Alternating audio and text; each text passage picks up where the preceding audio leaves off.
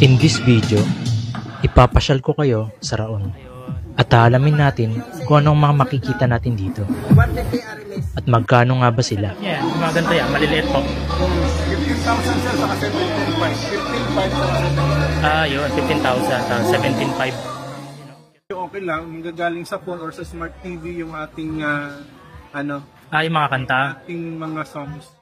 Sa mga hindi pa nakakalam ng lugar na ito, ang Raon ay matatagpuan sa bahagi ng Quiapo, Manila. Ng Sunstar Hotel. Sikat ang Raon pagdating sa mga electronics, tulad na lamang ng sound system, Ganun kalakas yung ano niya, speaker. mga gamit sa bahay tulad ng TV, Ayan.